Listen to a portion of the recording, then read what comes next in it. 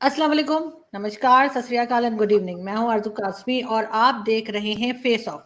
बिल्कुल जी, आज हम एक नई सीरीज शुरू कर रहे हैं फेस ऑफ के नाम से, और उसमें हम कोशिश करेंगे कि हमारे साथ इंडियन पैनलिस्ट भी हों और पाकिस्तानी भी। और आज आप देख ही रहे हैं कि हमें भारत से ज्वाइन किया है मेजर गौरव आर्या ने, और पाकिस्तान से हमें ज्वाइन किया है साजिद तारड़ साहब ने। बहुत शुक्रिया सर कि आप दोनों ने हमें। My pleasure. Thank you, Thank you so much. Thank you Thank sir, you मेरे थैंक साथ यू। मिलाने में। Thank you. तो सबसे पहले मैं तारड़ साहब आपकी तरफ चलूंगी, और मैं ये पूछना चाह रही हूँ कि इंडिया पाकिस्तान जो है वो वैसे तो आपस में उनकी एक लगी रहती है, जंग भी हुई है और बहुत ज्यादा लड़ाई झगड़े भी रहते हैं, और एक हम देखते हैं हथियार की भी दौड़ लगी होती है। पाकिस्तान जो है वो भी हथियार खरीदता रहता है कि जी हिंदुस्तान हमला कर देगा, हिंदुस्तान इसलिए लेता है कि उसे चाइना से खतरा है। लेकिन जो एक और इशू बीच में दुनिया में चल रहा है फूड शॉर्टेज का, उसके ऊपर कोई बात नहीं कर रहा। आपके ख्याल से अगर खाना नहीं होगा तो हम लोग क्या बम वगैरह खाने की तरफ चले जाएंगे? तो इस जो इश्यूज हैं, जो मेन इश्यूज हैं, जो जिससे आम आदमी की जिंदगी मुतासिर होती है, उसके ऊपर आपको लगता है कोई काम हो रहा है या होना चाहिए? देखें, इस पे अनफॉर्चुनेटली इसको अनफॉर्चुनेटली कहा जा सकेगा अल्टीमेटली कि दोनों तरफ से एक तो एतमाद का फैक्टर नहीं है बिल्कुल। उसके ऊपर कई उसके बैकग्राउंड हैं, उसके कोई एक बैकग्राउंड नहीं है, कई बैकग्राउंड। लेकिन आज के सर्कमस्टांसेस में जिस तरह देखें तो पाकिस्तान के हालात जो है इस वक्त चल रहे हैं, इस वक्त ये क्या कर सकते हैं? ये भारत के साथ क्या रिलेशनशिप ठीक करेंगे? किसी के साथ भी रिलेशनशिप ठीक करने की पोजीशन में नहीं है। मैं अभी जो एक पुरानी आदत है, सुबह उठते ही सबसे पहले देखता हूँ दुनिया में क्या हो रहा है और पाकिस्तान में क्या हो रहा है। डॉलर एक इस दफा अब आज जो है 227 का बिक रहा है। श्रीलंका ने जब बैंकरप्सी दी थी तो 230 रुपए का डॉलर था वहां पे। और उसके बाद में इसको थोड़ा सा आप जब दुनिया के साथ कंपेयर करते हैं तो आज इटली के वजीर आजम मारियो द्रागी ने वोट ऑफ नो कॉन्फिडेंस की वजह से अपना रिजाइन दे दिया है। उससे पहले बोरिस यल्सिन ने रिजाइन दिया था अदम एतमाद की वजह से। मुंबई के अंदर शिवसेना अपनी गवर्नमेंट जो है वो लूज कर चुकी है अदम एतमाद की वजह से। क्या ये सारे जितने लोगों ने जिन्होंने अदम एतमाद की वजह से वोट अपनी पोजीशन लूज की है, ये सारे मुल्क के 3-3 टुकड़े करने के लिए घूम रहे हैं? इनके हाथ में, किसी के हाथ में आपने पेट्रोल और माचिस देखी है? लेकिन वाहिद एक पाकिस्तान है जहां पे हमारा एक साबिक वजीर आजम कहता है अगर मैं नहीं तो कुछ नहीं, मैं नहीं तो पाकिस्तान नहीं। अब इससे आगे बढ़ेंगे तो किसी से रिलेशनशिप ठीक करेंगे। अब 3 महीने के लिए, 4 महीने के लिए शहबाज शरीफ साहब आए हैं, उन्होंने बेबी स्टेप लिया है, उन्होंने वहां ट्रेड मिनिस्टर भेजा, चाहे ट्रेड हो या ना हो। उन्होंने खत लिखा है मोदी साहब को, जो कि होना चाहिए था। हमारे पिछले वजीर आजम, आप उनका पोजीशन देख लें, वो कहते हैं जब तक मोदी साहब हैं हम बात ही नहीं करेंगे, जब तक 370 को रिमूव नहीं करेंगे हम बात ही नहीं करेंगे। अब उसमें अगर इनको कुछ समझाने वाला हो बंदा, तो उनको ये कहे कि अगर आप डायलॉग नहीं करते तो उसमें विनर और लूजर कौन है, उसमें ये समझाने वाला उनको कोई नहीं। अब इन अंडर गिवन सर्कमस्टांसेस दो चीजें बताऊंगा। ट्रेड जो पाकिस्तान के लिए तो बहुत जरूरी है, भारत के साथ करना बहुत जरूरी है, उनकी जरूरत है ये चीज। दूसरा, भारत के लिए जरूरी इसलिए है कि Bharat is touching the peak of their foreign policy and fastest growing economy, क्योंकि मिडिल क्लास ग्रो कर रही है वहां। अब उनके लिए जरूरी इसलिए है कि अगर तरक्की कर रहे हैं और पड़ोस में आग लगी हो तो उसकी सूरत हाल क्या होगी। लेकिन उनको भी समझना होगा, उनको भी अपना पॉलिटिकल इक्विटी कुछ लूज करनी पड़ेगी, उनको भी कोई ना कोई स्टेप लेने पड़ेंगे। लेकिन हो सकता है कि वो पाकिस्तान की स्टेबिलिटी, पॉलिटिकल स्टेबिलिटी और फाइनेंशियल स्टेबिलिटी का इंतजार कर रहे हो। लेकिन इस वक्त क्वेश्चन मार्क ये है कि अफसोस के साथ कि जो भी लोग वहां पे पाकिस्तान में इन्वॉल्व हैं, जो रूलिंग एलीट है, किसी को कोई परेशानी नहीं है, चाहे डॉलर 227 का हो चुका है। मेरी इंफॉर्मेशन के हिसाब से इस वक्त एलसीज नहीं खुल रही वहां पे। जो लोग बाहर से तिजारत कर रहे हैं, कैश पे चीजें ले रहे हैं, ये सारी निशानियां ठीक नहीं है। मैं आई विश करता हूं कि आज जो चीजें डिस्कस कर रहे हैं ये उस वक्त कर रहे हो जब पाकिस्तान के अंदर कोई पॉलिटिकल स्टेबिलिटी हो, पाकिस्तान कोई हाथ बढ़ाने भारत की तरफ या किसी भी पड़ोसी की तरफ हाथ बढ़ाने के काबिल। आज unfortunately Pakistan is not in this position कि वो इंटरनल इस बुरे तरीके से घिर चुका है अपने इश्यूज में कि भारत के साथ, अफगानिस्तान के साथ, चाइना के साथ रिलेशनशिप्स जो हैं वो किसी को अगले स्टेप पे ले जाने की पोजीशन में नहीं। बिल्कुल ठीक। लेकिन मेजर साहब, आप क्या समझते हैं कि भारत में कोई काम हो रहा है फूड शॉर्टेज पे, और अगर इस किस्म का कोई क्राइसिस आ गया तो क्या भारत इस काबिल है कि अपने लोगों को खाना दे सके? थैंक यू आरजू जी। बिल्कुल भारत काम कर रहा है और अलग अलग लेवल पे काम कर रहा है और मुल्कों के साथ काम कर रहा है। हमारे यहाँ ग्रीन रेवोल्यूशन हुई थी कई दिहाइयों पहले, कई डेकेड्स पहले। तो यहाँ पे पर एकड़ यील्ड भारत की, अगर आप सिर्फ पाकिस्तानी पंजाब और भारत पंजाब को मिलाएं तो भारतीय पंजाब की 2 या 2.5 गुना ज्यादा है पाकिस्तानी पंजाब से यील्ड। और पाकिस्तान में कई एंकर्स को शायद ये गलतफहमी भी है कि भारत का पंजाब जो है वो पूरे हिंदुस्तान का पेट भरता है। ऐसा नहीं है। पाकिस्तान, जो हिंदुस्तान का पंजाब है, वो डेफिनेटली बहुत जरखेज मिट्टी है वहां पे, बड़ा बड़ा फर्टाइल सॉइल है वहां पे और काफी अच्छी खेती होती है। लेकिन fact of the matter is that states like Madhya Pradesh and Uttar Pradesh are far far bigger in terms of agriculture than Punjab. आप हर एक मायने में अगर आप देखें तो मध्य प्रदेश और उत्तर प्रदेश बहुत आगे हैं भारतीय पंजाब से। पहली चीज है। दूसरी चीज, वो आपने वो अभी जो $2 बिलियन की फूड की इन्वेस्टमेंट आपने सुना होगा यूएई ने करी थी, जिसमें कि इसराइल और अमेरिका अपना टेक्नोलॉजी दे रहे हैं। यूएई उसमें $2 अरब उसने इन्वेस्ट करे हैं और भारत ने जमीन दी है। तो एक फूड का बिल्कुल 360 डिग्रीज, मतलब पूरा गोल घुमा हुआ एक इकोसिस्टम इंडिया में तैयार कर रहे हैं। और इसमें $2 अरब नाकाफी हैं। इसमें करीब $200 अरब डलेंगे तब जाके कुछ इम्पैक्ट पड़ेगा। और वो, बट मैं कह रहा हूं कि we have already taken the first steps. और ये India is cognisant. Energy security, food security, इन सब के बारे में भारत में सिर्फ बात नहीं होती, इसमें दिन रात काम भी चल रहा है। और इसमें दिन रात, और ये directly it is being monitored by prime minister Modi. बाकी बाकी नीचे टास्क फोर्स हैं जो काम कर रही हैं, मिनिस्ट्रीज हैं काम कर रही हैं, लेकिन इसकी जो डेली की रिपोर्ट है वो पीएम मोदी खुद लेते हैं। ही इज अ, जो मैंने सुना है, मेरी बात हुई है एक दो लोगों से करीब 6-8 महीने पहले जो पीएमओ में काम करते हैं, उनका ये कहना है कि is a very very hard task master. मतलब सोते भी ऐसी 3.5-4 घंटे सोते हैं वो, और बस उनका यही है काम दिन भर की, ये क्या, ये हुआ, इसका अपडेट लाओ, इसका। तो इज अ वेरी वेरी, खुद को भी ड्राइव करते हैं, औरों को भी ड्राइव करते हैं। तो हाँ, जहां तक आपके सवाल का जवाब है, हाँ, फूड सिक्योरिटी को लेकर और एनर्जी सिक्योरिटी को लेकर भारत में बहुत एक अवेकनिंग है इस चीज को लेकर, इसको बहुत पुश करा जा रहा है। हमारे यहाँ एक और है ना कि जैसे जो लैंड के पार्सल्स हैं वो छोटे हो रहे हैं इंडिया में, हर ही जगह हो रहे हैं। अब जैसे कि एक किसान है जिसके पास माना कि 10 एकड़ जमीन है, उसके 3 बेटे हैं या 3 बेटे बेटियां हैं, वो फिर वो 3.25 एकड़ तीनों में बट जाएगा, फिर उनके बच्चे होंगे। तो जहां पे 10 एकड़ एक खानदान को पाल रहा था, 30 साल के बाद 10 एकड़ जो है वो 10 खानदानों को पालेगा।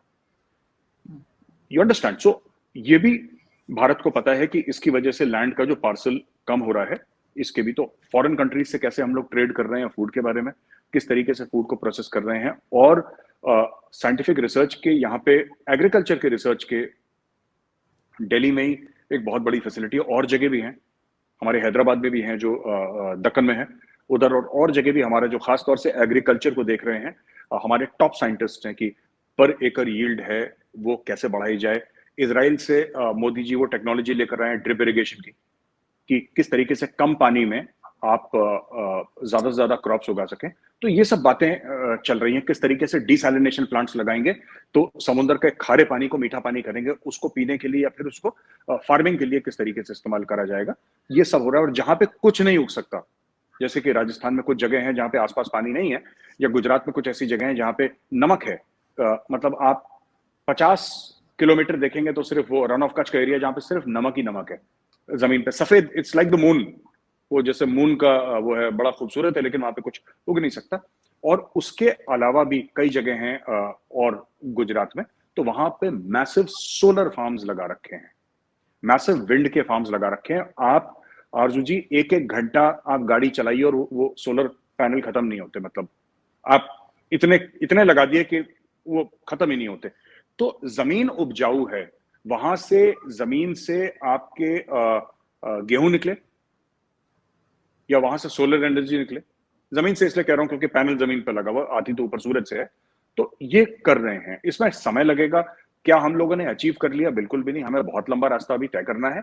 लेकिन there is a plan, there is a budget and there are efficient people who are doing it 24/7। तो मैं होपफुल हूं कि हो जाएगा, इसलिए मैं होपफुल हूं।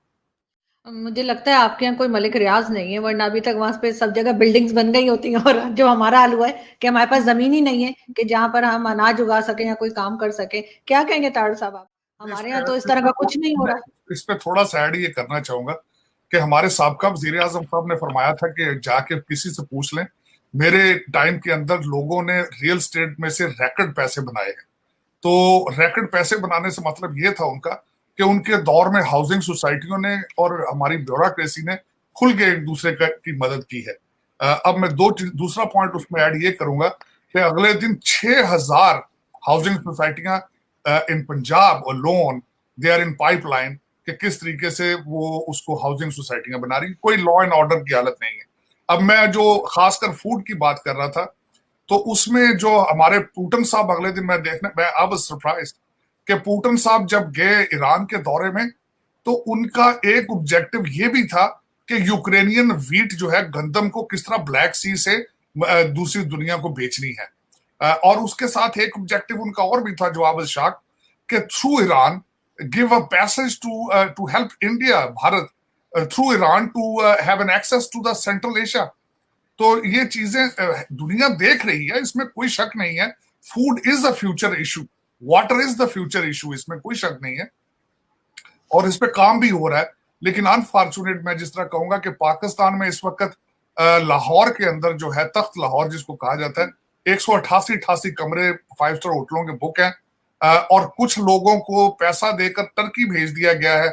आज सुबह एक मेरा बड़ा अच्छा जर्नलिस्ट दोस्त है, उसने कहा है कि पाकिस्तान में डॉक्टर इंजीनियर बनना बिल्कुल फजूल है, मैट्रिक हाई स्कूल करके सियासत में आओ और 50 करोड़ लेके तो टर्की शिफ्ट हो जाओ। तो मेरे ख्याल में ये हमारे पाकिस्तान तो अभी उसी चीजों से ग्रो नहीं कर रहा, अनफॉर्चुनेट। लेकिन इसका मैंने आपको बताया ही है कि पाकिस्तान में पूरे का पूरा पाकिस्तान जो है वो एक मलिक रियाज साहब के हाथ में है, बैरियर टाउन के हाथ में है। जिस तरीके से हर रिटायर होने वाला अफसर जो है वो विश करता है कि मलिक रियाज साहब उनको जॉब दे दें, लेकिन कोई कानून नहीं है, कोई सोच नहीं है। सबसे बड़ी बात है विजन। मेजर साहब से मैं कहूंगा, जो बात कर रहा था मैं, कि इस सारी चीजें करने के लिए नेशनलिज्म चाहिए होता है। जब तक आप मैं भारत गया, बहुत दफा गया हूं, और मैंने वहां पे देखा है कि लोगों के अंदर नेशनलिज्म। अब आप ये देखें कि यहां से अमेरिका से लोग पढ़ के वापस जा रहे हैं भारत में। भारत के इंस्टीट्यूशन जो है वो इतने इस लेवल पर पहुंच चुके हैं कि वहां से लोग पढ़ के आके यहाँ पे माइक्रोसॉफ्ट चला रहे हैं, यहाँ पे लोग आके गूगल चला रहे हैं। लेकिन अनफॉर्चुनेट ये है कि पाकिस्तान के अंदर ना कभी किसी ने ब्रेन ड्रेन पे तवज्जो दी है, ना किसी ने वहां से पैसे की ड्रेन पे तवज्जो दी है, और ना देने का कोई इस वक्त लग भी नहीं रहा। क्योंकि मैं खुद पिछले 74 साल से भी मैं देख रहा हूं जो कोई हो रहा है पाकिस्तान में, और आने कहते no relief in sight. Unfortunate ये हमारी एज ए पाकिस्तानी मैं एडमिट करूंगा, ये बदकिस्मती है और शर्मिंदगी। एक चीज और मुझे, इससे पहले मैं मेजर साहब की तरफ चलूं, एक चीज और मुझे बताइएगा तार साहब के, कल मैं अपने कुछ दोस्तों से मिली थी जो इंडियन है, और वो अभी नए नए आए हैं पाकिस्तान, और वो ये कह रहे थे कि आपके जो मिनिस्टर हैं वो पूरा दिन टीवी पे बैठे रहते हैं, कहते हैं इतनी लंबी लंबी प्रेस कॉन्फ्रेंसेस करते हैं, बोलते ही जाते हैं, कहते हैं हमारे मिनिस्टर तो नजर ही नहीं आते। और क्यों नजर नहीं आते वो मेजर साहब बताएंगे, लेकिन ये नजर क्यों आते हैं पूरा दिन आपके ख्याल से? देखिए, आज तक आपने कभी सुना है किसी दुनिया के किसी ऐसे मुल्क में वजीर बेमहकमा, कि वजीर है लेकिन पोर्टफोलियो कोई नहीं, तो वो बेचारा क्या करेगा? 4 सूबे हैं छोटे छोटे और 100 बंदे की कैबिनेट होती, तो फिर वो क्या करें? वो उन्होंने कुछ ना टाइम तो गुजारना होता है। तो पाकिस्तान में 2-3 नई चीजें शायद आज देखने वाले, एक तो वजीर बेमहकमा, और दूसरा हर वजारत के एक मिनिस्टर ऑफ स्टेट, और एक असली मिनिस्टर है, एक फेक मिनिस्टर है। तो उन लोगों के पास बेचारों की टाइम क्या होता है? आपके पास किसी को इत्तेहाद बनाने के लिए भी आपने मिनिस्ट्रियां बांटनी होती हैं या वजारतें बांटनी होती हैं, और उसके बाद ये कि जो अपने यार दोस्त हैं उनको ओबलाइज करने के लिए भी यही एक तरीकाकार है। यहाँ पे मुझे ये बताएं, कभी आपने देखा कि high school graduate ministry of education को हेड कर रहा हो? तो ये तो सारे, हमारी तो हिस्ट्री भरी पड़ी इन चीजों में। हमारा अफसोस, मैं कई दफा कहता हूं कि पॉलिटिकल सिस्टम चलता रहता, लोग तजर्बात करते, इसी तरीके से रिफाइन होकर लोग आगे आते हैं। हाइब्रिड सिस्टम ना होता, चीजें ट्रैक पर चलती, और आगे भी आने वाले, मैं अब देखें, मैं दुआए खैर ही की जा सकती है, मायूसी गुनाह है मैं समझता हूं, लेकिन ये कि इस वक्त सो फार कुछ नजर नहीं आ रहा कि पाकिस्तान अगले जिस तरह 36 घंटे, अगले 48 घंटे जो चल रहा है, जिस तरह के लोग पेट्रोल और माचिस लेके घूम रहे हैं, सारी आधा पाकिस्तान इस वक्त यही हालात चल रहे हैं। मैं मेजर साहब आपसे भी ये पूछना चाहूंगी कि आपके मिनिस्टर्स जो हैं वो टीवी पे नजर नहीं आते, जबकि हमारे मिनिस्टर्स तो हर वक्त टीवी पे ही रहते हैं। तो आपके मिनिस्टर्स टीवी पे क्यों नहीं आते? किसी डिबेट में हमने नहीं देखा, किसी उसमें जैसे टॉक शोज में नहीं होते। और साथ साथ ये भी कहा जाता है कि जो भारत में अपोजिशन है वो बड़ी कमजोर है और उसकी वजह से डेमोक्रेसी जो है बड़े खतरे में है। तो मोदी जी ने ऐसा क्या कर दिया है कि अपोजिशन इतनी कमजोर हो गई है? आरजू जी, पहला सवाल का जवाब ये है कि मिनिस्टर्स, ये भारत में शुरू से ही है कि पब्लिक कमेंट्स मिनिस्टर्स कम करते हैं यहाँ पे। और आपको प्राइम मिनिस्टर मोदी के इंटरव्यूज बहुत कम दिखेंगे, बहुत कम हैं। कभी अगर चले गए कहीं पे तो चले गए, वरना नहीं है। तो मैं बड़ा सरप्राइज था जब देखता था कि रोज इमरान खान साहब as a prime minister, sitting prime minister, क्योंकि प्राइम मिनिस्टर का टाइम तो बिल्कुल कहते हैं कि हीरे जवाहरात की तरह होता है, सोने चांदी की तरह। इट्स वेरी मतलब एक प्राइम मिनिस्टर का टाइम कितना वैल्यूबल होगा एक मुल्क का, 22-25 करोड़ का मुल्क है। मतलब it has to be very valuable, right? But यहाँ पे रोज के रोज, अब आप सीएनएन के इंटरव्यू के लिए जाएंगे, 1 घंटा आप तैयारी करेंगे, आधे पौन घंटे का वहां पे इंटरव्यू होगा, आपका मेकअप होगा, उसके बाद वो आप डिस्कस करेंगे, आपके 2-3 घंटे तो चले गए रोज के। तो मतलब अगर आप एक इंटरव्यू 45 मिनट का भी करते हैं तो तो थोड़ा सा अब पता नहीं ऐसा क्यों है वहां पे, लेकिन यहाँ पे ऐसा बिल्कुल नहीं है। आपको बड़े बड़े मिनिस्टर्स का कोई रेलेवेंट चीज है तब वो जाएंगे, पर मैंने तो नहीं देखा कभी किसी को टॉक शो में जाते हुए, ऐसे मीडिया को एड्रेस करते हुए। कोई बड़ी चीज होगी तो हाँ, एक प्रेस ब्रीफिंग होगी। प्रेस ब्रीफिंग में जो स्पोक्स, अच्छा आप एक और देखिएगा कि जो बाची साहब हैं, spokes person for the ministry of external affairs, वो ज्यादातर बोलते हैं। आपने जयशंकर साहब के बयान कम देखे होंगे, जयशंकर साहब बहुत कम बोलते हैं। आप हाँ, वो थोड़ा सा मिनिस्टर ऑफ एक्सटर्नल अफेयर्स में ज्यादा वर्ल्ड मीडिया में उछाली जाती है उनकी बात, but he is a man of very few words. वो बोलते नहीं ज्यादा। बस उनका ये है कि वो फ्लाइट में सोते हैं, अपना प्लेन पकड़ा, फ्लाइट में सोए, वहां पे टाई शाई पहनी, अपना काम वाम करा, वापस ये वो 24 घंटे, ना कोई सैटरडे ना कोई संडे। इनका तो यही हाल है पूरे सबका, और ये नहीं करते। और दूसरा, जो आपने पूछा कि भारत में डेमोक्रेसी खतरे में है और क्योंकि ऑपोजिशन नहीं, ये बात सही है। और मैं भी ये बात मानता हूं कि आरजू जी, किसी भी स्ट्रांग डेमोक्रेसी के लिए एक स्ट्रांग ऑपोजिशन होना बहुत जरूरी है। इंडिया में वन साइडेड हो गया है, लेकिन I don't think we can blame Modi ji for winning elections. You see, ये राहुल गांधी साहब जो हैं, ये इलेक्शन जीत के खुश नहीं है। ये अब मोदी जी क्या करें डेमोक्रेसी के लिए? या तो मोदी जी ये बोलें कि नहीं ठीक है, भारत में डेमोक्रेसी मजबूत करने के लिए मैं खुद इलेक्शन हारना शुरू कर देता हूं। ऐसा तो होगा नहीं। डेमोक्रेसी को मजबूत करना है, ऑपोजिशन को स्ट्रांग करना है, तो ऑपोजिशन का काम है। ये जीत नहीं पाते, अभी उनको थोड़ा सा मौका मिलता है। और मैं तनकीद नहीं कर रहा, वो उनका पर्सनल मामला है, मुझे कहना नहीं चाहिए राहुल जी के बारे में। By the way, he is my classmate, Rahul Gandhi is my classmate. हम लोग 1 साल साथ पढ़े हैं सेंट स्टीफेंस कॉलेज दिल्ली में। फिर 1 साल के बाद वो छोड़ गए थे, विदेश चले गए थे पढ़ने के लिए, बाहर चले गए थे। And he is a very nice man. बड़े डिसेंट हैं राहुल गांधी जी, और ही is a very good human being. But I don't think he is cut out for politics. उनको मुझे नहीं लगता। सबका होता है, अपना एक टैलेंट होता है, मुझे नहीं लगता कि वो पॉलिटिक्स के लिए है। He is a very straightforward, very genuine sort of a guy. जितना मैंने उनको कॉलेज में देखा, मैं 1 साल उनके साथ था कॉलेज में, और 1 साल में मैंने देखा कि ही is a good person, he is not a bad person. But वही चीज है कि देखिए, इलेक्शन में ना आपको एक पॉलिटिशियन बनने के लिए, जैसे मोदी जी हैं, कोई परिवार नहीं है, कुछ नहीं है उनका ना, वो 24 घंटे यही काम है। तो वो Modi ji is made for politics. And उनको पता है, उनका पीपल कनेक्ट बहुत जबरदस्त है, क्योंकि उन्होंने हजारों गांव में रहे हैं भारत में। इतने साल, 20-30 साल उन्होंने साइकिल से, बैलगाड़ी से, बसों में सफर करा है, सड़क के कोने में खाना खाया है उन्होंने, रात को प्लेटफॉर्म पे सोए हैं, साइकिल से एक गांव से दूसरे गांव गए हैं। वो तो बाद में वो बने ना, वो तो बाद में बने चीफ मिनिस्टर, बाद में बने। वो पहला चुनाव एमएलए का लड़े, चीफ मिनिस्टर बन गए। मेंबर ऑफ पार्लियामेंट का पहला चुनाव लड़े, वो प्राइम मिनिस्टर बन गए। उसके पहले मोदी जी को कोई नहीं जानता था, वो तो आरएसएस के प्रचारक थे। तो उनका जो माइंडसेट है वो थोड़ा सा अलग है। आपके सवाल का जवाब में आखिरी में एक बात बोलता चलूं आरजू जी की, बात यह है कि अगर डेमोक्रेसी को स्ट्रांग करना है तो मुझे लगता है कि ये हमारी जो ऑपोजिशन पार्टीज हैं, ठीक है, इनको थोड़ा सा ट्विटर से बाहर निकलना पड़ेगा। ये थोड़ा सा they are more obsessed with Twitter and social media. और अगर ऐसे ही चलता रहा तो फिर it will be a very sad day for democracy, क्योंकि हम भी चाहते हैं कि अच्छी बहस हो, पार्लियामेंट में अच्छी डिबेट्स हो, जैसे अटल जी के समय होती थी, तो लगता था। अभी तो मोदी जी ने ऐसा कर दिया है भारत में कि पार्लियामेंट में आप जाइए तो एक तरफ से बीजेपी बीजेपी बीजेपी, क्योंकि दे हैव वॉन एवरीथिंग। और मोदी जी की ब्रांड इमेज ऐसी है, और उनके कोई भी मंत्री आपको देखा, कोई 24 घंटे काम करते हैं, उन्होंने बोला कोई बात करने की जरूरत नहीं है। मीडिया में जाओगे क्या बोलोगे? Let your work speak. अगर तुम काम करोगे तो दुनिया सुनेगी।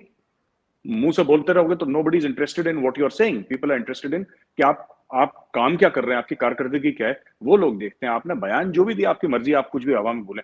तो ये इनकी पूरी कैबिनेट बोलती भी नहीं है, और यही इसका ये भी है कि opposition is very weak, because I don't think opposition is a game plan.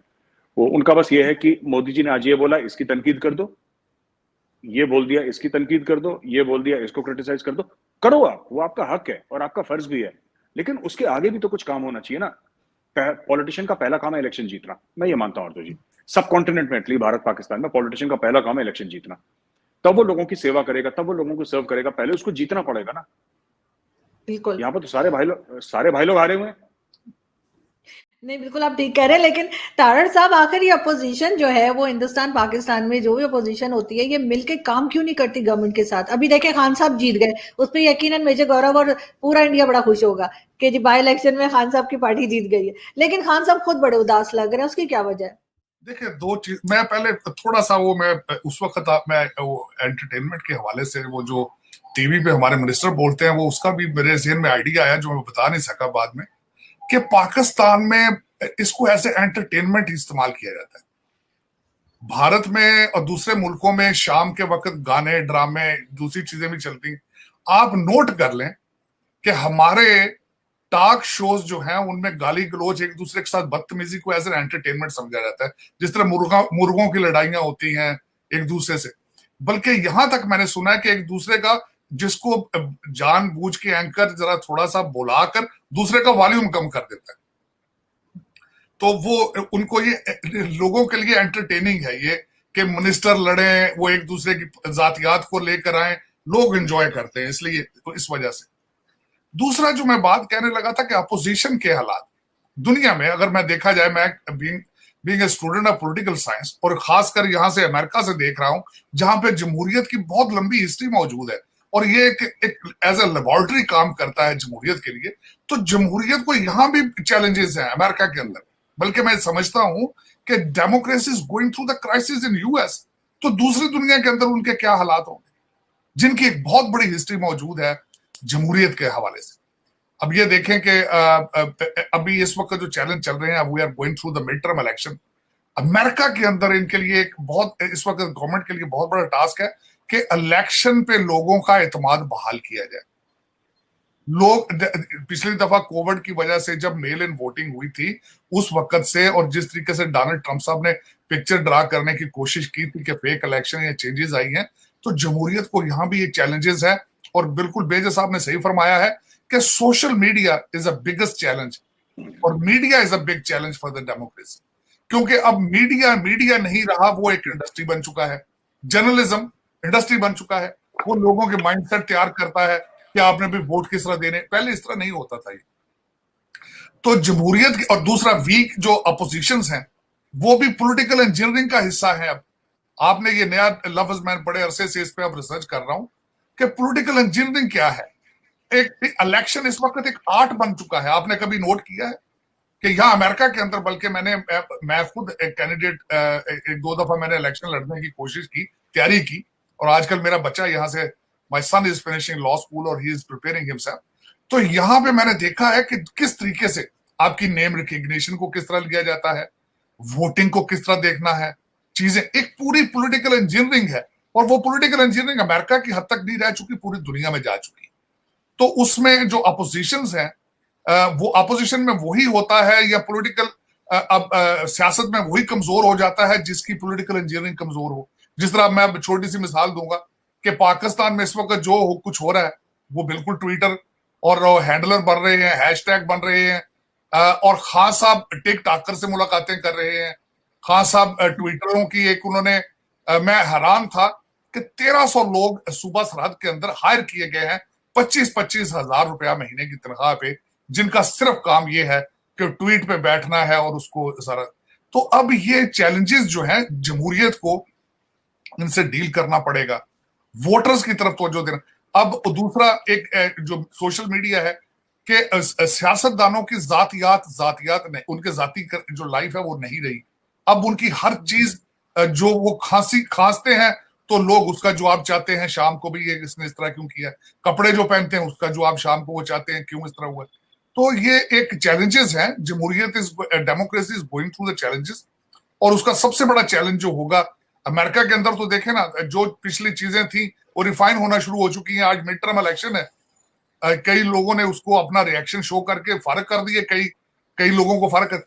अब जो डेवलपिंग कंट्रीज हैं जहां तालीम का फुकदान है, जहां पे लोगों को पता ही नहीं है कि जमहूरियत क्या चीज है, वोट कितना स्ट्रांग है, एक मेरा मकसद है कि वो ऐसे फैसले कर देते हैं कि जिसकी वजह से सफर करते हैं। लेकिन भारत के अंदर मैंने कई चीजें प्लस देखी हैं। उसकी आखिरी मिसाल मैं ये देना चाहूंगा जमहूरियत के हवाले से। आपने कहा कि पंजाब में इस दफा आम पार्टी का आना जो है वो मेरे लिए एक, मैं समझता हूं कि this is a good example कि हाउ जो है वो जो आम पार्टी ने न्यू दिल्ली के अंदर, मैं लास्ट आखिरी दफा जब मैं गया था वहां, तो मैंने कई लोगों से पूछा आम पार्टी की परफॉर्मेंस। तो बिलखसूस एक टैक्सी ड्राइवर से पूछा तो उसने कहा था कि मेरे बच्चे, हमारे पब्लिक स्कूलिंग दिल्ली के अंदर इतनी अच्छी हो चुकी है जो कि as equal as private school. तो एक बहुत बड़ा, Kejriwal is doing a wonderful job. और इसकी एक ताजा मिसाल है कि उन्होंने परफॉर्म करके दिखाया है और पंजाब ने उनकी रिफॉर्म को एक्सेप्ट किया है। और इस वक्त वो मान साहब है वहां पे, उनकी मैंने एक और बात बड़ी अच्छी लगी, उसको मैं कोट करना पसंद करूंगा कि न्यू दिल्ली के अंदर वो कहते थे कि जो करप्शन करेगा उसकी वीडियो बना के भेजते हैं वो, और उस पर एक्शन लिया जाता है। तो मान साहब ने चैलेंज किया था आगे कि आप जो आपसे पैसे मांगे पैसे उसको दो, लेकिन उसकी वीडियो बनाओ, हमें भेजो, and then would deal with it. तो लेकिन ये कि काश इस तरह की चीजें सरहद की इस तरफ भी हो, जमहूरियत पले आगे चले, एक दूसरे के साथ हार्मनी में रहना सीखें, एक दूसरे की शिकस्त को एक्सेप्ट करना सीखें, अदम एतमाद अगर वोट आ जाए तो उससे डील करना सीखें। मैं हैरान हूं कि खान साहब स्पोर्ट्समैन है, मेरी खुद की बच्ची जो है नेशनल लेवल की स्क्वाश प्लेयर है। मैं हमेशा उसको एक चीज सिखाई है कि जीत से डील करना सीखो और हार के साथ डील करना सीखो। मेरी बच्ची स्क्वाश प्लेयर एक दो शुरू में रोती थी कई दफा हार के गेम, तो मैंने कहा बेटा यू विल प्ले 50-60 हजार गेमें जिंदगी में खेलोगी, हर गेम पे रोगे बैठ के। तो यही मेरा मशवरा है बिल्कुल इस वक्त पाकिस्तान को, खासकर जो जमहूरियत में लोग बैठे हैं, कि हार से डील करना भी सीखो। और दूसरा ये है कि जो हम बात करते हैं हमेशा, ये मैं कहता हूं कि देखें दुनिया ने जंगें करके देख ली, दुनिया ने एक दूसरे ऊपर एटॉमिक पावर्स यूज करके देख ली हैं, लेकिन उनसे निकलता कुछ नहीं है। 21st सेंचुरी देखें, जब बच्चा पैदा होता है वो सिर्फ इंसान होता है, वो बाद में हिंदू बनता है, बाद में मुसलमान बनता है, बाद में वो मुस्लिम लीग नून का बनता है या बीजेपी का बनता है। तो उस चीज का लिहाज करना चाहिए, एक दूसरे को एज ए इंसान एक दूसरे की रिस्पेक्ट करना शुरू करें। और दूसरा मैं एक रिलीजियस चीज ऐड करना चाहूंगा, हालांकि I am not a religious person. दुनिया का हर मजहब ये कहता है कि खुदा तक पहुंचना है, ईश्वर तक पहुंचना है, वाहे गुरु तक पहुंचना है, तो इंसानों से मोहब्बत करना सीखो। वो हर मजहब ये कहता है कि अगर आपने सुप्रीम बीइंग तक पहुंचना है तो लव ईच अदर। हर मजहब प्यार का सबक देता है, लेकिन अफसोस के साथ आज हम लोग जो है वो सियासतों में, कदूरतों में, सियासत, एक तो मजहब को कारोबार बना लिया गया है, उसकी वजह से ज्यादा नुकसान हो रहे हैं। Organised religion has done more damage to the human being versus done any good. लेकिन ये कि मैं खास कर, क्योंकि हमारे आज मेजर साहब भी बैठे हैं और हमारे देखने वाले भी काफी सरहद की दूसरी तरफ भी होते हैं, तो मैं उनको ये बताना चाहता हूँ कि ये people to people there is so much love regardless how. मैं high regards for the Major Saab. Obviously, you won't imagine how biggest fan I am of this person, and the way he speaks, the way he handles and it's remarkable. I wish there are more people like you, Major Saab. Those are or those are living on the ground, and those have harmony and love, and at least they have a will to cross border dialogue or cheezeं. I wish people think like that. जी, बिल्कुल। और इसी के साथ मैं दोबारा major साहब आपकी तरफ चलूँगी, और मुझे ये बताइए कि पाकिस्तान इस वक़्त मतलब टीटीपी के साथ भी प्रॉब्लम्स हैं हमें, हमारे इधर अटैक्स भी हो रहे हैं, साथ-साथ इकोनॉमी भी ख़राब हो गई है, फ़ॉरेन पॉलिसी भी हमारी जो है वो बिल्कुल ही सभी को मालूम है कि किस हद तक डैमेज्ड है। तो एक तरह से बहुत ज़्यादा प्रॉब्लम में है आपका पड़ोसी मुल्क। तो इससे भारत को कुछ फ़र्क पड़ता है, कोई टेंशन होती है कि जी होनी तो वैसे चाहिए मेरे ख़्याल से, क्योंकि ज़ाहिर है बिल्कुल साथ ही है कंट्री। तो आपके ख़्याल से कोई टेंशन होती है या कोई इस तरह की चीज़ आप समझते हैं कि कोई नुकसान भारत को भी हो सकता है अगर पाकिस्तान मज़ीद इस तरह की प्रॉब्लम्स में जाता गया जैसे कि श्रीलंका के साथ हुआ है? आरजू जी, जब भी आपके नेबर के यहाँ कुछ परेशानी होती है तो जाहिर सी बात है कि अ, वो जो शोले हैं, वो जो आग है, वो आपको भी छूती हैं। तो अगर कोई ये बोले कि पाकिस्तान में जो हो रहा है हमें क्या फर्क पड़ता है, होता रहा, आग लगती रहे, हमें कोई फर्क, दिस इज रॉन्ग। ऐसा प्रैक्टिकली ऐसा नहीं होता। सुनने में बड़ा अच्छा लगता है, लेकिन अ, जो असली जिंदगी उसमें ऐसा होता नहीं है। बट ये चीज है कि आप इसको मैनेज कैसे करते हैं, राइट? आप इसको मैनेज किस तरीके से करते हैं। मुझे ऐसा लगता है कि खासतौर से पाकिस्तान के कॉन्सेप्ट में, अगर मैं आपका सवाल ठीक तरीके से समझ पाया आरजू जी, मुझे ऐसा लगता है मैम कि पाकिस्तान के कॉन्टेक्स्ट में, चाहे पाकिस्तान में कोई अच्छी चीज हो या बुरी चीज हो, मैंने कभी उसके पीछे प्लान नहीं देखा। अच्छी चीज भी हो जाती है और बुरी चीज भी हो जाती है, मतलब कि वो थिंग्स कीप ऑन हैपनिंग। उसके ऊपर कोई कंट्रोल नहीं है, कोई पॉलिसी नहीं है।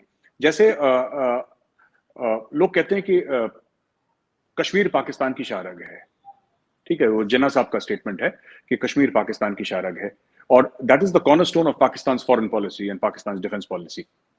लेकिन मैंने कोई डॉक्यूमेंट नहीं देखा इंटरनेट पे विच सेज दैट ये पाकिस्तान की कश्मीर पॉलिसी है, कि आपके मुल्क का सदर है या वजीर आजम है, वो कौम को बैठा के बताए कि बच्चों ऐसा है, this is the thing that we are doing, या उनको ना भी बताए कौम को, राइट? तो इसलिए क्या होता है कि पर्सनलाइज्ड रिस्पॉन्सेज होते हैं, इंस्टीट्यूशनल रिस्पॉन्सेज नहीं होते पाकिस्तान में। मुझे ऐसा लगता है, ये मेरी थोड़ी सी हो सकता है एक बड़ी बचकाना सोच हो, लेकिन ऐसा मुझे लगता है कि जैसे कि भारत अगर 370-35 से हटाता है, तो इमरान खान साहब ट्विटर पे जाते हैं और बोलते हैं कि छोटा आदमी बड़ी कुर्सी पे बैठ गया, हिंदुत्व, फाशिज्म, ये सब बातें करते हैं, लेकिन there is no institutional response because you are not prepared. अच्छा, कहते हैं कि हमें पता नहीं लगा। बीजेपी की तो इलेक्शन मैनिफेस्टो में लिखा हुआ है इतने सालों से कि जिस दिन हमारे पास एब्सोल्यूट मेजोरिटी पार्लियामेंट में रही, हम सबसे पहला काम करेंगे। ये आज से नहीं, वो तो 40-50 साल से बीजेपी कह रहा है। बीजेपी आज से थोड़ा कह रहे हैं, बीजेपी की तो मोदी साहब की इलेक्शन स्पीचेस हैं जिन्होंने बोल रहे, तो नहीं पता था ये तो this is not an excuse, क्योंकि वो तो ये कोई, और जो लोग कहते हैं कि आपके टीवी एंकर्स ने ये भी बोला कि जैसे भारत ने साजिश करी है 370-35 से हटा के, साजिश नहीं करी। मुंह पे बोल के जो काम करा जाता है वो साजिश नहीं होती है ना, दैट इज नॉट साजिश, वो तो आपने कर दिया जो आपको करना था।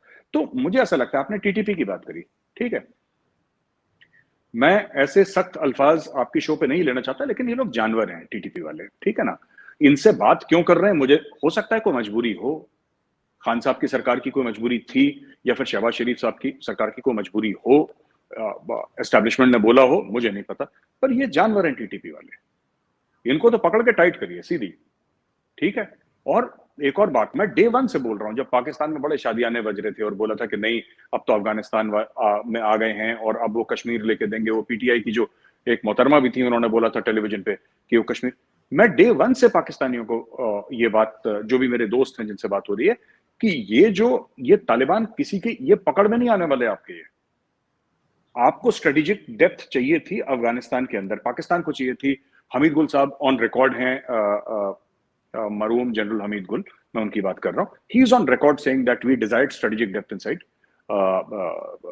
अफगानिस्तान। आज की तारीख में अफगानिस्तान ने टीटीपी का इस्तेमाल करके पाकिस्तान के अंदर स्ट्रेटेजिक डेप्थ कर रखी है, और इन लोगों को ये समझ रहे थे कि ये लोग तो क्या है, ये तो गुफाओं से आए हैं और अजीब अजीब से इनके भेस हैं और लंबी दाढ़ी, लंबे लंबे बाल और रॉकेट लॉन्चर लेके वो लोग इतने शातिर निकले कि उन्होंने सबको घुमा रखा है। तो मेरा सिर्फ ये कहना है कि अगर आपकी किसी भी मुसीबत के लिए अगर इंस्टीट्यूशनल रिस्पॉन्स हो, दैट इज ऑलवेज बेटर। जो वजीर हैं वो कम बात करें, वो बिल्कुल ना बोले। मुझे तो ऐसा लगता है कि ये बहुत बड़ी सर्विस होगी, ये मोदी जी ने यहाँ पे कर रखा है, and this is a good example to follow. हमें पाकिस्तान से सीखना चाहिए, पाकिस्तान को इंडिया से सीखना चाहिए, we should learn from each other. और एक चीज जो मोदी जी ने बोल रखी है कि भाई मुंह बंद करो और काम करो, आवाज ना सुनाई दे मुझे किसी की, चुप रह के बस भागते रहो 24 घंटे। वैसे ही टाइट रहते हैं लोग, वरना तो प्रेस, मुझे बुरा लगेगा आरजू जी, आप बताइए, मेरे सामने आपने 200 जर्नलिस्ट खड़े कर दिए, मुझे बुरा थोड़ा ना लगेगा, मेरी प्रेस कॉन्फ्रेंस चल रही है, मुझसे सवाल पूछना, I also feel very good,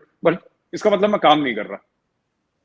लेकिन सर ये भी तो कहा जाता है कि वो टीटीपी वाले आते हैं और आके यहाँ पर जो है हमारी फोर्सेस के साथ लड़ते हैं और उसके बाद वो वापस भाग के अफगानिस्तान चले जाते हैं। क्या ये पॉसिबल है मेजर साहब, किस तरह से हो? क्यों नहीं है, क्यों नहीं है?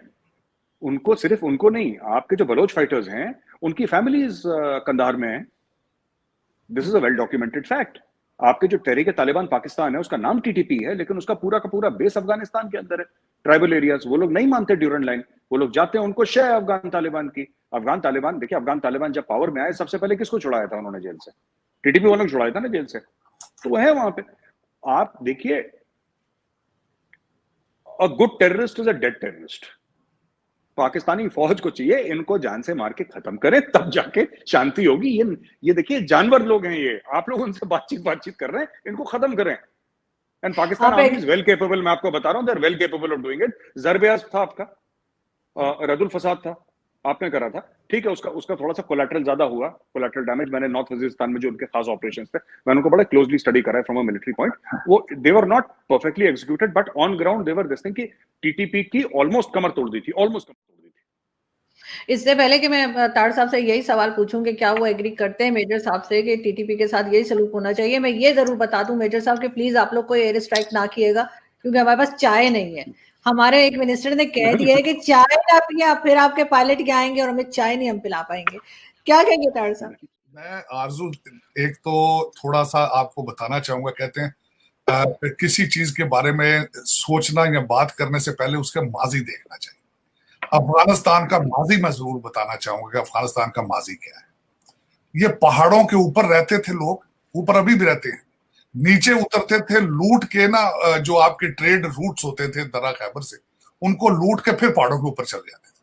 दिस इज, फिर वहां से अब देखें, वहां से फिर इन्होंने भारत के ऊपर हमले इंडिया पे किए, यूनाइटेड इंडिया पे आए। मुगल लोग जो कौन थे वो यही थे सारे, यहीं से सारा कुछ आया गया। तो एक तो लड़ाई झगड़ा उनके कल्चर का हिस्सा है। एक दूसरा, रशिया को जिस तरीके से रशिया अफगानिस्तान में आया और फिर उससे पैसे बनाए गए, इस रीजन में बहुत लोगों ने पैसे बनाए उससे। अब उस जो नई जनरेशन है, हमारे एक तो अफगान महाजरीन आ गए, हमने उन डॉलरों की खातर पाकिस्तान बेचा। किस तरह बेचा? हीरोइन ले आए यहाँ पे, कलाशनकोव हर घर में पड़ी है। मुझे अभी तक याद है जब मैं ग्रो कर रहा था, अफगानी पंजाब के अंदर घरों में आके कलाशनकोव की डिलीवरियां करते थे।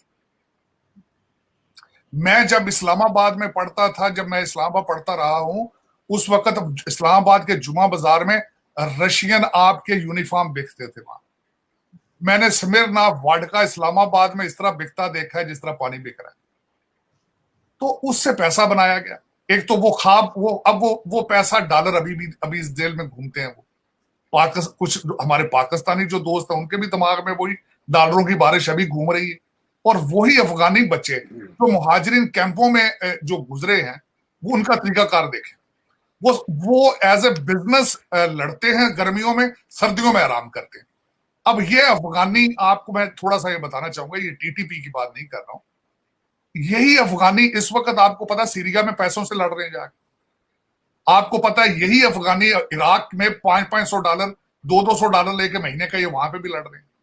आपको यही पता है कि यही अफगानी लिबिया में भी पैसे जाके लेके लड़ रहे हैं।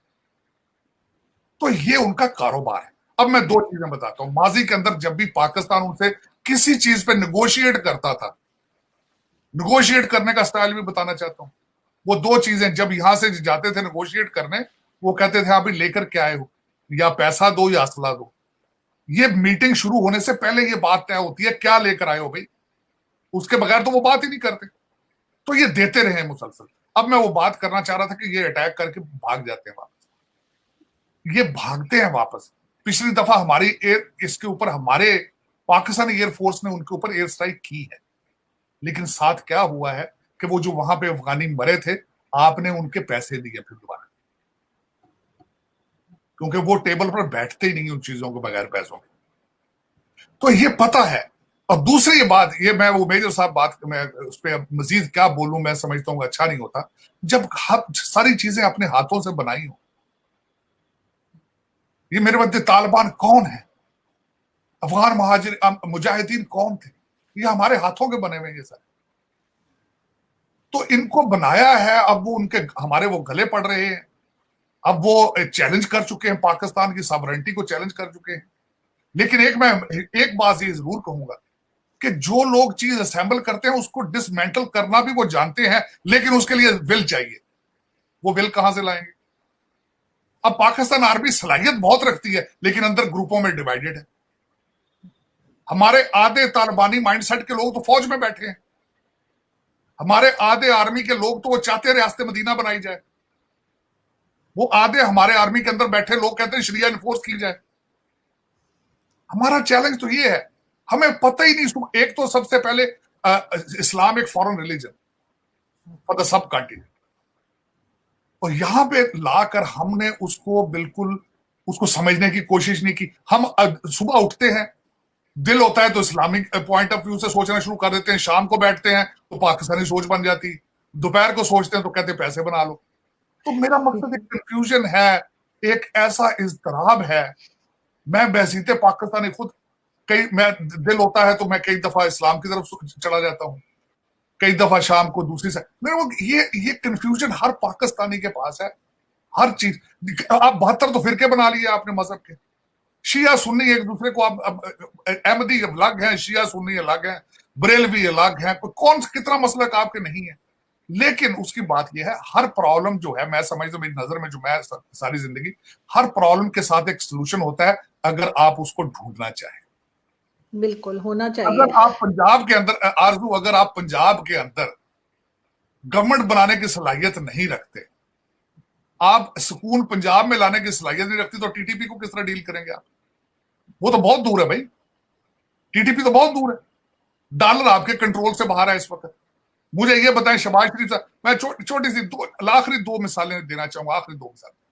हमारे रियासत मदीना के जो ठेकेदार हैं इस वक्त, अपने हमारे इमरान साहब, उन्होंने दो नारे लगाए, हकीकी आजादी और अमेरिका की आजादी के। उन्होंने कहा था अगर अमेरिका की गुलामी करनी थी तो इससे अच्छा था पाकिस्तान बनता ही ना। मैं इन दो स्टेटमेंट्स को काउंटर करना चाहूंगा। खान साहब के दौर में दो फाइनेंशियल मिनिस्टर थे, दोनों आईएमएफ के मुलाजिम थे, पीपल्स पार्टी के दौर के थे। खान साहब ने आईएमएफ को अकोमोडेट करने के लिए लेजिस्लेशन की। आईएमएफ क्या है? एक अमेरिकन इंस्टीट्यूशन है, यह सबसे ज्यादा फंडिंग अमेरिका देता है, उसके ऊपर उनका इन्फ्लुएंस मौजूद है। अब उसके बाद दूसरी चीज पे जाना चाहता हूं कि इस वक्त हमारे जो शहबाज शरीफ साहब हैं, 3 महीने हो गए, उन्होंने अभी तक गवर्नर स्टेट बैंक अपॉइंट नहीं किया। तो इस तरह मुल्क चलते हैं जिस तरह चल रहा है। टीटीपी को डील तब करेंगे जब लाहौर कंट्रोल में होगा, तख्ते लाहौर का फैसला होगा। टीटीपी तो बहुत दूर है। टीटीपी वालों, अच्छा मजे की बात है, टीटीपी वालों को जब इन्होंने पता लगा इनको फाइनेंशियल इनको क्राइसिस में है, उन्होंने कोयले का रेट डबल कर दिया अपना। और आपको दूसरी बात बताना चाहता हूं, 227 रुपए का डॉलर होने की सबसे एक मेन रीजन ये भी है कि यहां से डॉलर सारा स्मगल होकर सारा अफगानिस्तान जा रहा है। और दूसरा कि आपने सिर्फ अफगानिस्तान को हमेशा रुपए डॉलर की नजर से देखा है। गंदम स्मगल आप वहां करते हैं, चीनी स्मगल आप वहां करते हैं। हर चीज, जब भी पाकिस्तान में किसी चीज की शॉर्टेज हुई है, मैं हमेशा ये सोचता हूं कि आपको अफगानिस्तान स्मगल हो रही है। तो जब आप अफगानिस्तान को हमेशा आप एक डॉलर के लेंस से देखते हैं, तो फिर फॉरेन पॉलिसी तो नहीं ना। फॉरेन पॉलिसी, मैंने अगले दिन देखे, मैं बिल्कुल नहीं चाहूंगा ये कोई बंदा ये सोचे कि मैं शायद पाकिस्तान बैशिंग कर रहा हूं चीजें। मैंने कहा था अगले दिन कि किसी को चाहिए, अगर पाकिस्तान ने आगे फॉरेन पॉलिसी चीजें करनी है, जो ये फैसला करने वाला हो, रूलिंग एलीट हो, उसको कम एटलीस्ट ये जरूर चाहिए कि डॉक्टर जयशंकर का रेज़्मे पढ़ के किसी फॉरेन मिनिस्टर का इंतखाब किया जाए पाकिस्तान। अगर वो देखे अब पॉसिबल, वो तभी होता है जब आपके पास पॉलिटिकल इक्विटी हो और नेशनलिज्म। बिल्कुल आप ठीक कह रहे हैं। लेकिन लास्ट में मैं मेजर गौरव आपसे पूछना चाहूंगी कि कहा यह जाता है कि आप क्या समझते हैं कि सिस्टम को मजबूत होना चाहिए या प्राइम मिनिस्टर को मजबूत होना चाहिए? कौन ज्यादा स्ट्रांग होना चाहिए जिससे मुल्क सही चले? और दूसरा, पाकिस्तान को आप काफी स्टडी करते हैं, तो आपके ख्याल से इस वक्त मीर जाफर कौन है पाकिस्तान में?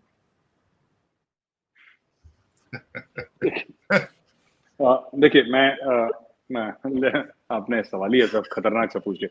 देखिए, मुझे लगता है कि अगर सिस्टम स्ट्रांग होंगे तो सिस्टम प्राइम मिनिस्टर को अपने आप स्ट्रांग बना देगा। Institution should be strong. किसी भी मुल्क में, पाकिस्तान हो, इंडिया हो, अमेरिका हो, अमेरिका क्यों सुपर पावर है? अमेरिका इसलिए सुपर पावर है क्योंकि वहां पे इंस्टीट्यूशंस की इज्जत है। कोई परफेक्ट डेमोक्रेसी नहीं है अमेरिका, लेकिन सेल्फ करेक्शन एक बहुत बड़ा एक अमेरिकन ट्रेट है कि ये हमारी गलती है, हम इसको सुधार देंगे। तो ये अमेरिकन करते हैं। फ्रीडम वहां पे उसकी बड़ी वैल्यू है। वो अच्छे में है, बुरे में है, वो बात की बात है। सेकेंड अमेंडमेंट के लिए अमेरिकन जान दिए रहते हैं।